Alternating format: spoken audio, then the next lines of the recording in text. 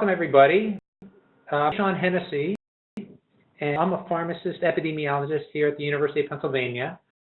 And this is, I think, the fifth of our series on pharmacoepidemiology research to look at clinical outcomes associated with drug interactions. Today's session is going to focus on a study that we just finished on drug-drug interactions involving clopidogrel and non-steroidal anti-inflammatory drugs. We're going to have plenty of time, and I'd like to hold questions till the end, if that's okay with folks.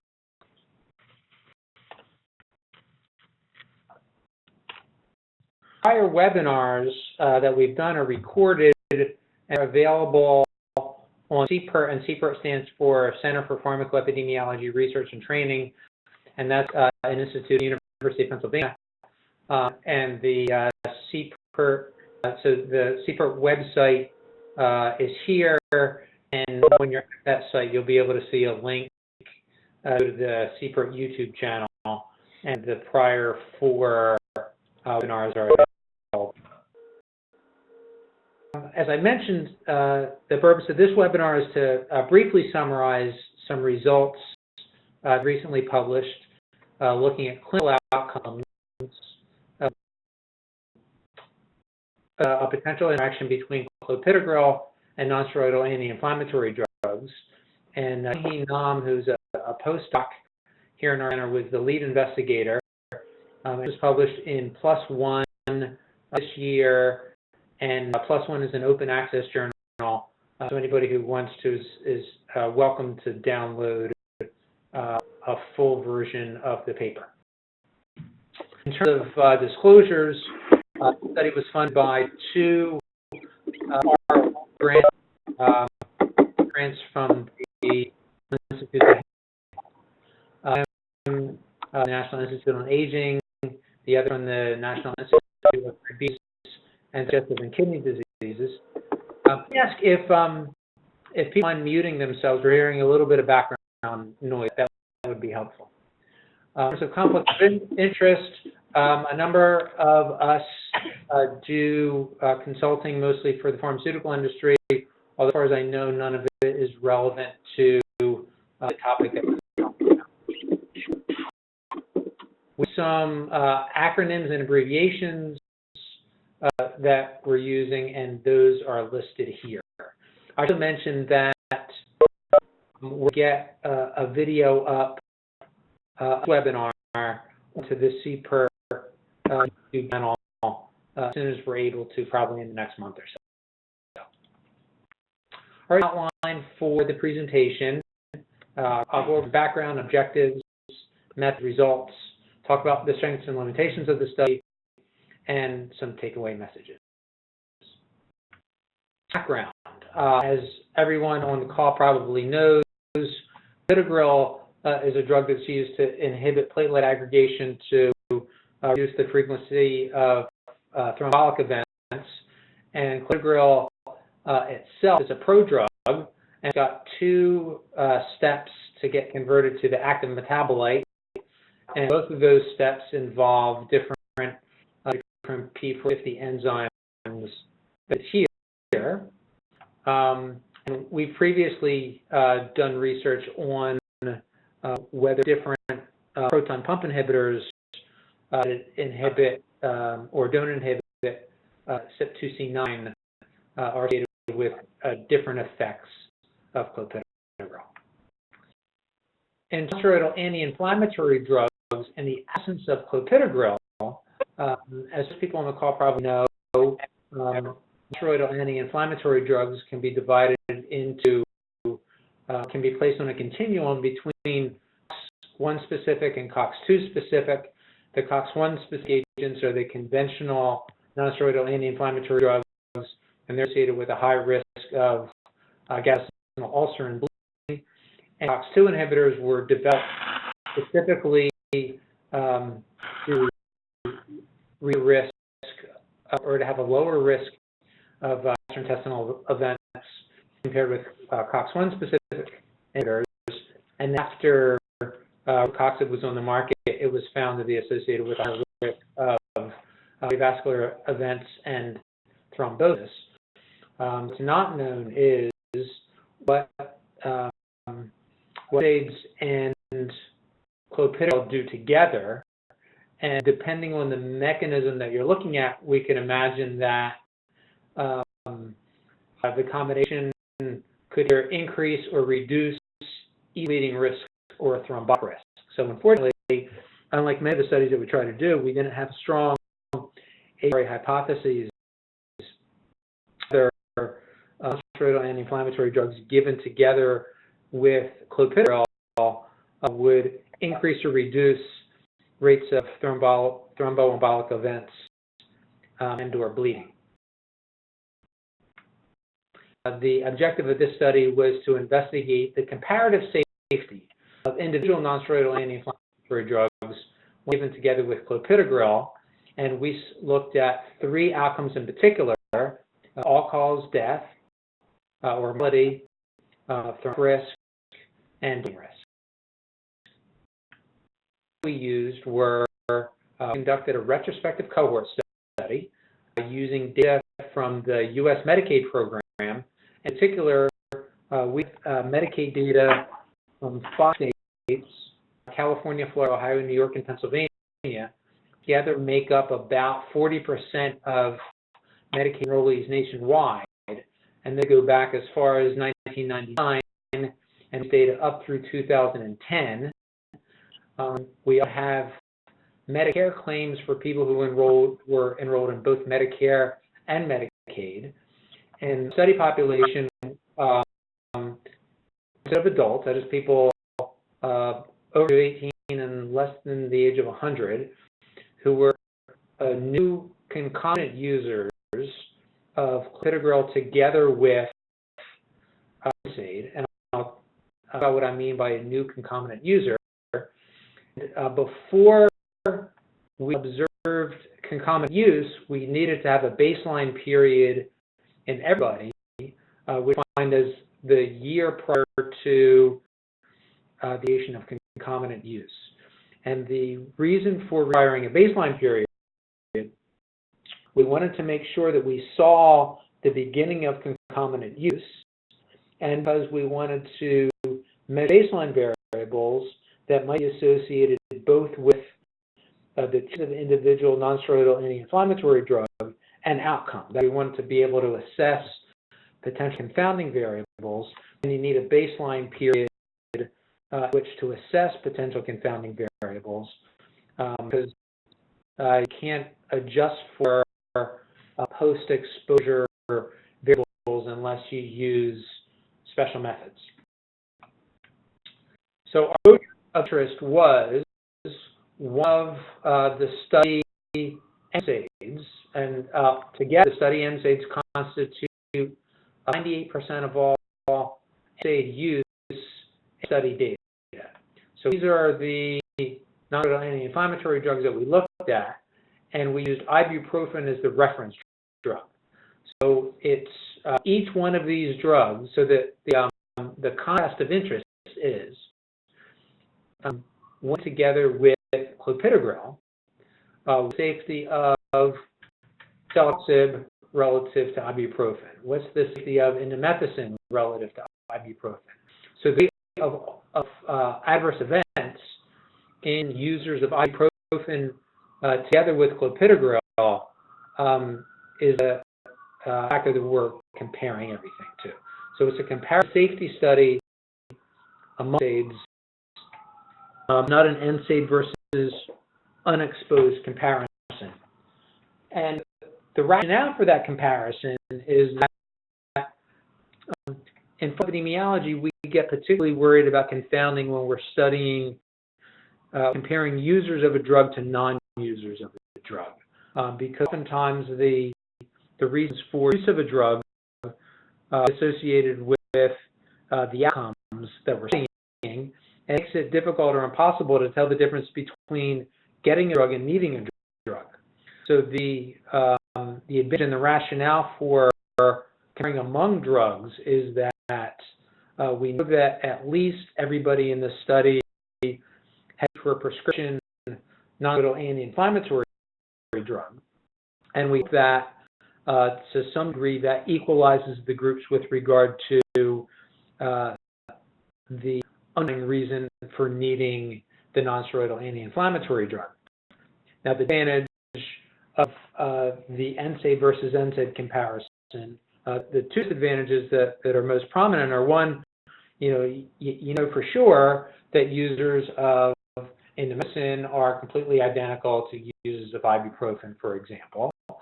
That's one disadvantage, is you could still have residual confounding by the reason for getting one nonsteroidal versus another. And then the other advantage is that you can't see effects that are shared across all NSAIDs. You can only look at differences among NSAIDs. Of interest, as I mentioned earlier, were all-cause death that was ascertained from the Social Security Administration Death Master File, which can be linked to our Medicaid data. We studied acute myocardial infarction, ischemic stroke, fused together as a composite outcome, and the algorithm identifying acute myocardial infarction and ischemic stroke based on diagnosis codes, the ICD-9 coding system, and those codes positive predictive value, or PPV, of somewhere between 88 and 94%. And researchers looking at this, these kinds of data very often use these algorithms for acute myocardial infarction, and there's a high degree of confidence in the community that almost all of the events identified using these algorithms are real events. Similarly, we looked at serious bleeding. All serious bleeding, that is bleeding that results in hospitalization or emergency department treatment, is either gastrointestinal bleeding, which is the big bulk of it, or intracranial hemorrhage, which is a much smaller component but serious. And the algorithms for identifying gastrointestinal bleeding and intracranial hemorrhage have a positive predictive value of about 81 to 98%. And these are commonly used by researchers using insurance or other claims data to study serious bleeding outcomes. These are the references for validation studies that have been done of these algorithms. I'll tell you about different kinds of concomitancy, and this is a review for many people. So the three different kinds of concomitancy between nonsteroidal and clopidogrel are either NSAID concomitancy, clopidogrel-triggered concomitancy, or combination-triggered concomitancy. So just like you might imagine from the label, NSAID-triggered concomitancy is when you have a person who took clopidogrel first and started an NSAID. In this case, we would start cohort 3 from the time that they started their NSAID.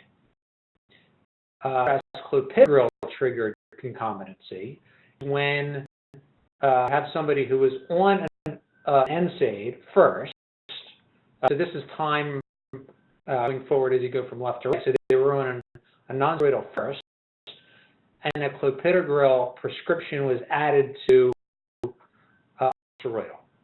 And then finally, you could have first prescription of clopidogrel and the NSAID starting on the same date, and considered combination triggered because the concomitancy is triggered by them both together.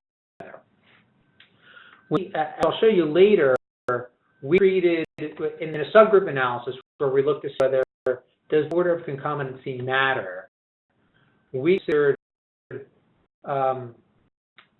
clopidogrel-triggered concomitancy apart from NSAID-triggered and combination-triggered. We included clopidogrel-triggered and combination-triggered together. And the reason for that is, at both those times, clopidogrel is started. And when clopidogrel is started in a patient, that often is in response to an acute event, like a stroke. And we thought that it was more clinically meaningful to combine clopidogrel-triggered and combination-triggered concomitancy because they both indicated a high likelihood of indicating acute thromboembolic event. There's initiation of a nonsteroidal anti-inflammatory drug less to do with occurrence of our study outcomes, death, heart attack, stroke, and bleeding. So we used a relatively recent technique called a high-dimensional propensity score, which is a way of letting the data tell you what differences exist between the groups, and it's a almost machine learning approach to identify factors that may differ across the study groups. Recall here that the study groups are everybody's getting clopidogrel, and different study groups are getting different NSAIDs together with the clopidogrel. So the primary analysis included all study individuals without respect to maximum follow-up time. Then we did subgroup analyses to see if there were subgroup effects by age, sex, and whether the concomitancy was triggered by clopidogrel NSAID or the combination. We also did sensitivity analyses in which we only looked at the first 180 days of concomitancy, and we did a sensitivity analysis where we excluded patients who were in managed care plans who have potentially incomplete data. Get to the results. So there were in our 5 states Medicaid data from 1999 through 2010. We had 86,000 users of Clopidogrel plus nonsteroidal anti-inflammatory drug, in whom we had at least 6 months of follow-up prior to the start of concomitancy. So these 268 users contributed almost 50,000 person-years of observation time that was exposed to both clopidogrel and/or an NSAID. We in those 48,000 person-years, we identified close to 2,500 deaths, 200 ischemic events, and 2,600 serious bleeding outcomes. Mean age at the beginning of concomitancy ranged between about 66 years to 73 years, depending on the NSAID, with about 54 to 77% of individuals being age 65 and above. And this isn't terribly surprising given who drugs are used in, and if you look at some of our earlier drug interaction studies, they tend to be done in older adults because older adults are who take these combinations of drugs. Is the primary analysis looking at the hazard ratio, which is interval as a relative risk for each of, and it's for all-cause mortality. So this is what's the rate of all-cause mortality for celecoxib given together with clopidogrel divided by the rate of death for ibuprofen together with clopidogrel. So ibuprofen is the reference drug. Hazard ratio would be 1.0 and would be no 95% confidence interval because it's the reference drug. You'll see the number of events was number of deaths that was observed in each group defined by a particular NSAID together with clopidogrel. So when the is the width of the 95% confidence interval, the square is the point estimate, and in pharmacoepidemiology studies, when the width of the confidence interval for a ratio measure of effect, like a hazard ratio, and the null value, which is 1, then it responds to that estimate being not statistically different from 1. So this null value here, 1. This to the left indicates that the risk is less than 1, than the risk for ibuprofen, and the right of 1 indicates that the risk is higher than ibuprofen. You can set all the confidence limits except for these two, include the null value, which means that the adjusted rate of mortality for the NSAIDs, Celecoxib, diclofenac, ketorolac, indomethacin, meloxicam, bumetone, and naproxen are not statistically significantly different from that of ibuprofen, but the hazard ratio for rofecoxib is statistically significantly elevated. So it's elevated 22%. So the rate appears to be 22% higher for rofecoxib than ibuprofen when given together with the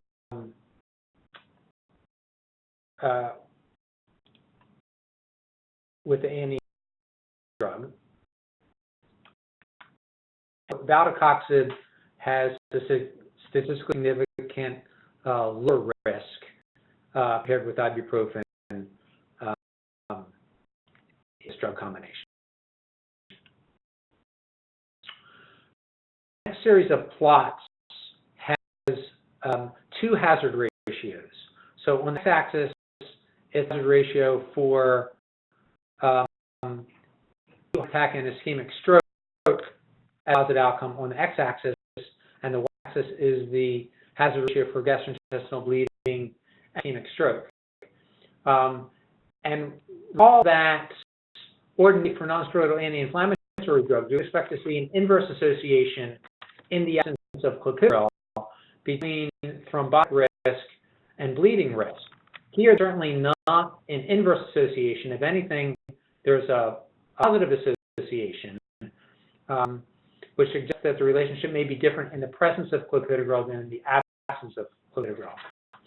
The other thing I should point out is that each drug, each NSAID, the dot, which is the point estimate, and has a bubble, and the width bubble reflects the width of the 95% confidence interval. The vertical size of the bubble reflects the confidence interval for gastrointestinal bleeding and intracranial hemorrhage, and the horizontal width reflects the width of the hazard of the confidence limit for and ischemic stroke.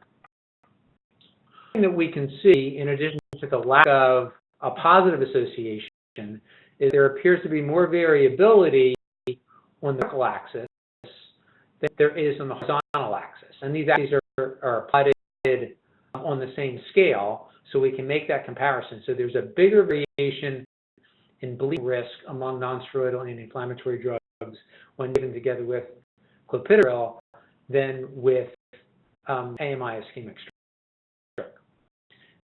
You can see as the reference drug, it's at the one line on both the vertical axis and the horizontal axis.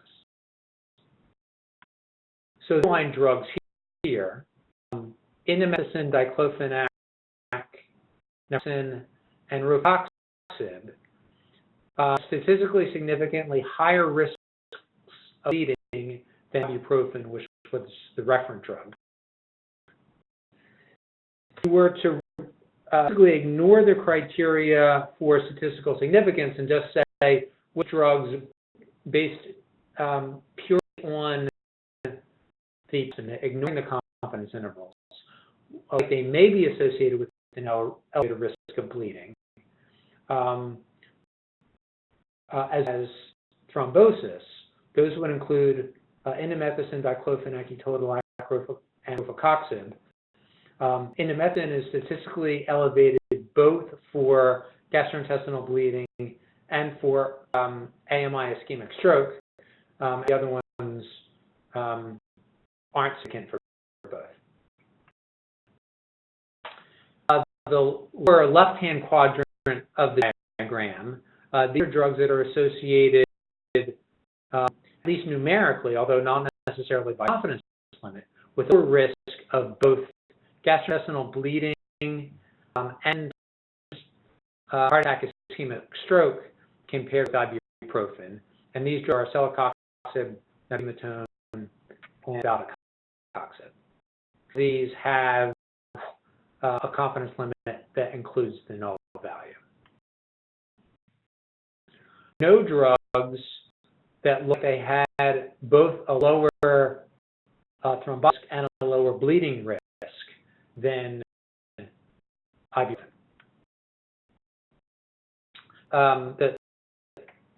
And I made that what we were expecting to see was inverse association between bleeding and thrombosis risk, which would mean that individual points would lie on this plane axis, where what we found surprisingly was that there appeared to be a positive association between where the correlation was not statistically significantly positive, but it was a direction of being positive between thrombosis risk and bleeding risk. Analyses. This subgroup analysis looks at age, cutting it off at 65 years or above. And you see, the first thing you can see is that the bubbles are bigger in the 18 to 64 group, which reflects more statistical uncertainty because there were fewer events. However, having said that, the overall shape and the overall pattern appears to be the same of age group. So the overall pattern appears to be the same sex. If you whether was triggered by the addition of clopidogrel, either on top of NSAID or clopidogrel and NSAID instituted at the same time, results look similar regardless of the order concombitancy. Strength of this study. This was a large study done in a vulnerable population, a PPK program, high risk for adverse outcomes for a number of reasons. Med itself covers nearly 1 in 5 Americans, so it's a big, important population in its own right. Other strength that has some downsides as well is that we compared among NSAIDs rather than comparing NSAIDs to no treatment. So the advantage of that is it may reduce confounding by indication as we're comparing users to users rather than users to non-users, although that comes with a corresponding limitation on the next slide that we have been able to identify effects shared across NSAIDs. The algorithms that we use to identify outcomes perform well and are commonly used by researchers. And finally, this reflects real-world use, which makes different results than the result of use in randomized clinical trials. Study limitations, we can examine effects shared by all NSAIDs.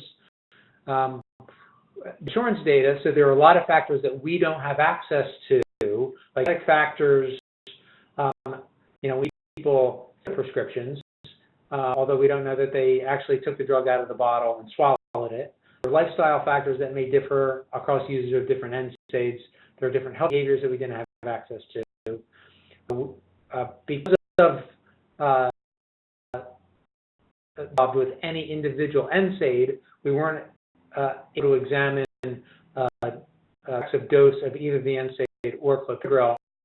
Finally, there may be residual confounding since it aren't used for identical indications across them. So I want to be mindful of the fact that researchers may have the most circumspect of the actionability of data. So I want to give you some sort of high-level, I think, non-controversial messages, and then we can open it up for discussion. The bleeding risk of individual NSAIDs vary more than the thrombotic risk in people using concomitant clopidogrel. And the thrombotic risk among individual NSAIDs did not, as we're expecting them to, increase they're not inversely related to one another. If anything, they're positively associated with one another in the presence of clopidogrel. Ibuprofen, innocent diclofenac and etolac may have higher risk for both bleeding and thrombosis, although the confidence limits included the null value except for indomethacin.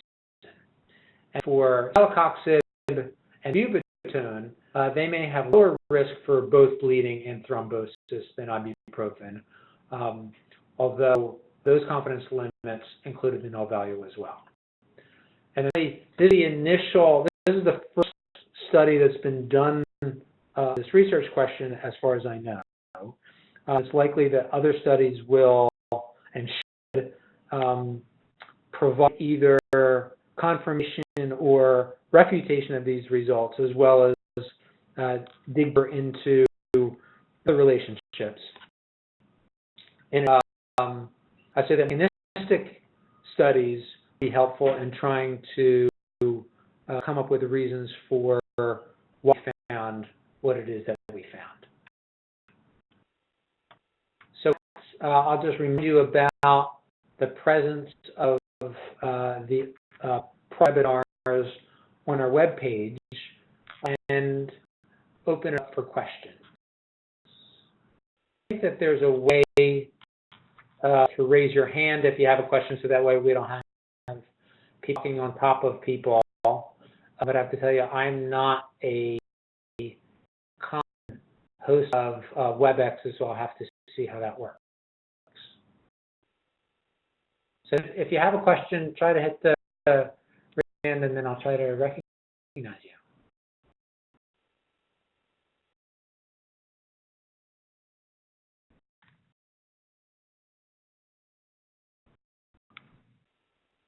Or your hand and I don't see it, then just talk.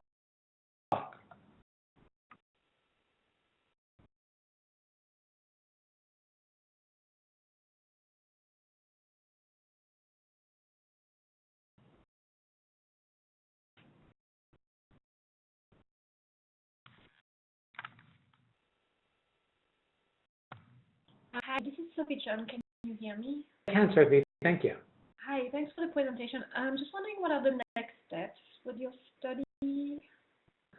More practically, is there any type of data you're going to spend time looking at than others? Yes, in terms of nonsteroidals and clopidogrel, actually, this was not a funded aim of of either of our two grants. We sort of did this with a side project, and the postdoc who won this is finishing up her stay here, and I don't foresee doing additional analyses of these questions. We would leave that to other researchers to do.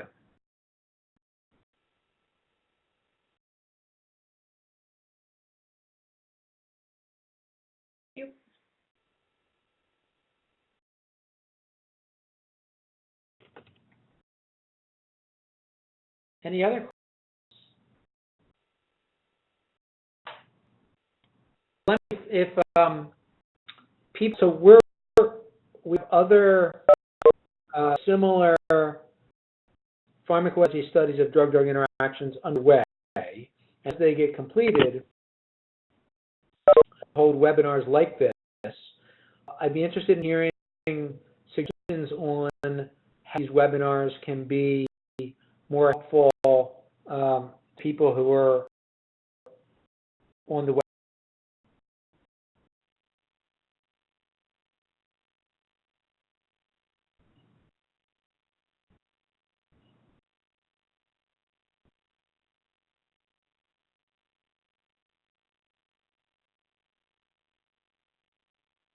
Not hearing any ideas. Let that sit for a minute or two.